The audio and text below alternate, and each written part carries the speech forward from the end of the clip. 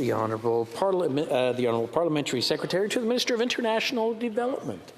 Thank you very much, Mr. Speaker. And Mr. Speaker, I am very pleased today to be speaking on Bill C-35, an act respecting early learning and childcare in Canada. This bill is one of the most significant pieces of legislation before this Parliament. It is something that I have been working on since I was first elected. It is one of the key issues that I have heard from my constituents. I've spoken with mothers who wanted to return to work after their 12-month parental leave, but they couldn't because they couldn't find affordable childcare. And so they stayed out of the workforce longer than they intended. I also know of families where the mother, who made less money than the father, realized that almost all of her income from working would go to childcare. And then she ended up making the choice to stay out of the workforce, even though that wasn't what she would have preferred. So this legislation is giving families, and in particular women, their choices back to be able to decide when and how they want to re-enter the workforce and they have their families. And we all know that in these kinds of cases, even today, this definitely impacts women more than it impacts men. C-35 is absolutely vital to gender equality. When I chaired the Special Committee on Pay Equity during the 42nd Parliament, we heard over and over again that women earn over the course of their lifetime in Canada about 74 cents for every dollar that men earn over their lifetime. And this is not just because women are paid less. It is also because women are more likely to interrupt their careers for caregiving responsibilities. And then what that does is it results in lower incomes throughout their lifetime, so that when she retires, she ends up getting less pension because it's based on less years worked and lower salary. One of the key recommendations then, and we've heard in this House today, key recommendations for the last 50+ years, has been that in order to reduce the wage gap between women and men, we need to provide affordable childcare so that women and men can make the choice to stay in the workforce if that is what they want. Le projet de loi C-35 va inscrire dans la loi les principes du système apprentissage et de garde des jeunes enfants dans tout le Canada. Ces principes sont les suivants: l'accès, l'abordabilité, l'inclusivité et la haute qualité. En mettant ces principes dans la loi, il sera beaucoup plus difficile pour tout gouvernement futur de les renverser. Canadians have already started feeling the impact of the $30 billion federal, provincial, territorial, multilateral early learning and childcare framework. In Ontario, in my riding of Ottawa West Nepean, childcare spaces have seen the fee reduction of 50% at the end of December. This saves families in Ontario, on average, about $6,000 a year. By March 2026, we will reduce fees to $10 a day. In addition to this, we are creating 250,000 new affordable childcare spaces, including 86,000 in Ontario. Mais nous avons vu dans le passé que les accords avec les provinces conclus par un gouvernement fédéral étaient tout simplement annulés après un changement de gouvernement. Ce que fait cette loi, c'est inscrire dans la loi la responsabilité, la transparence et les rapports, le financement à long terme et un conseil consultatif national sur l'apprentissage et la garde des jeunes enfants. This will allow families in Canada and those who are considering starting a family in the future the assurance that affordable childcare will be available to them in the long term. It also provides predictability and planning to the provinces and territories who know that they can rely on sustained federal funding while fully respecting the constitutional jurisdiction of the provinces. But Mr. Speaker, I've been talking about the importance of childcare to equality and values. What is often overlooked is that it is also a vital economic strategy. During the pandemic, 1.5 million women either lost their jobs or left work to take care of school-aged children at home because of the pandemic. Many of them are still struggling to return to the workforce. At the same time, our economy is now facing a labor shortage.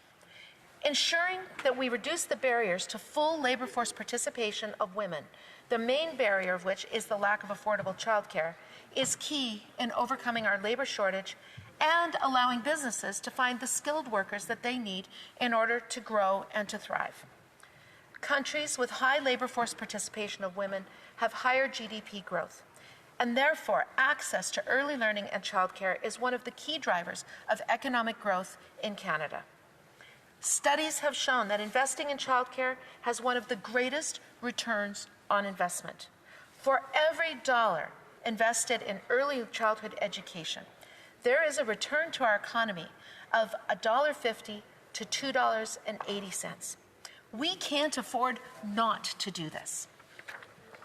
À l'heure où le coût de la vie augmente en raison de l'inflation mondiale et des perturbations de chaînes d'approvisionnement dues à la pandémie et à l'invasion illégale de l'Ukraine par Poutine, il est encore plus important d'apporter un soulagement aux Canadiens. La réduction du coût des services de garde de milliers de dollars par année aidera aussi considérablement les familles avec enfants qui ont de la difficulté à joindre les deux buts. Ce n'est qu'une de nos politiques en matière d'abordabilité, mais pour des familles avec des jeunes enfants, elle est très importante. I'd like to talk a little bit also about this principle that is in this law about inclusivity. We want families to have access to early learning and childcare no matter where they live.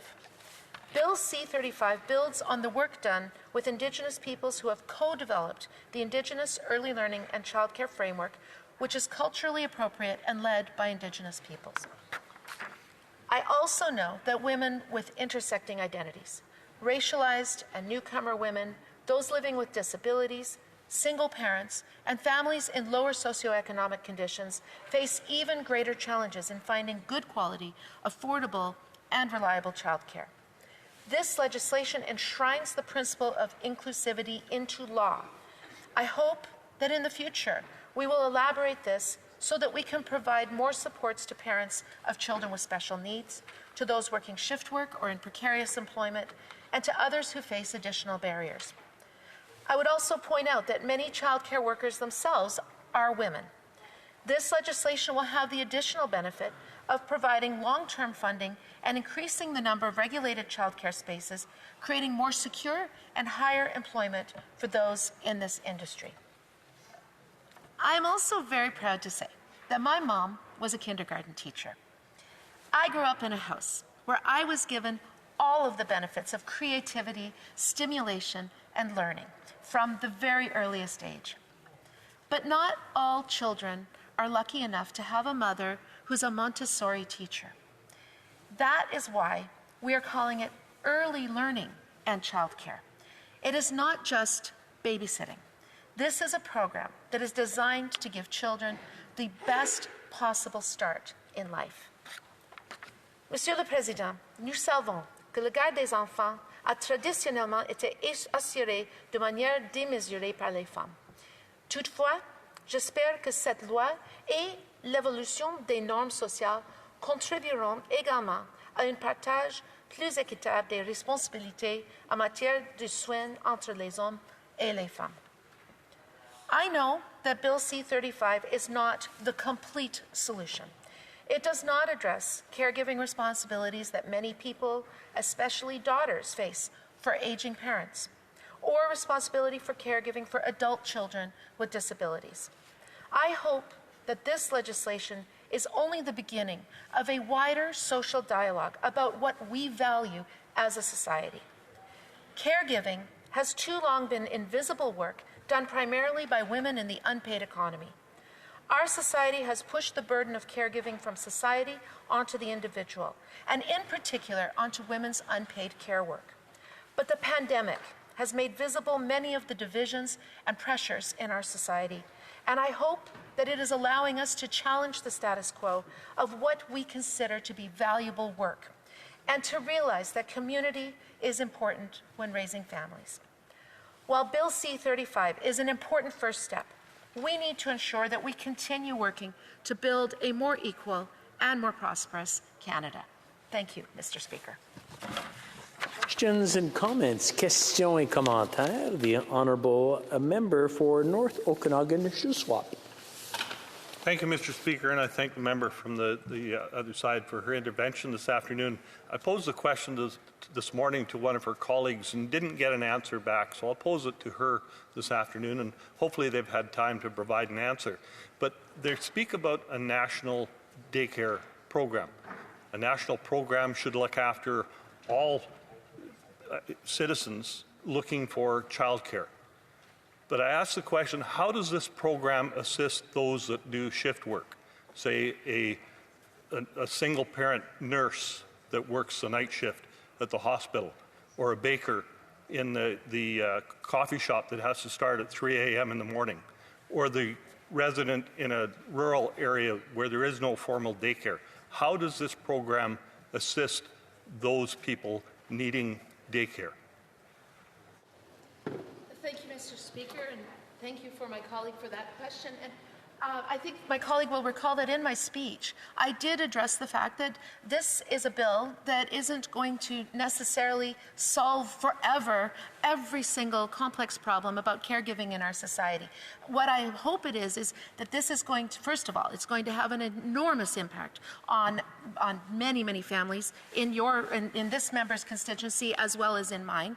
But we do need to rethink about caregiving in our society. We need to look at what we value in our society in terms of work and come up with very productive solutions to those exact kind of problems about people in precarious work, about people in shift work, about people who are raising children with special needs. These are all things. And also I mentioned those that are caring for aging parents, because this is an equal burden that falls primarily as well on women in our society.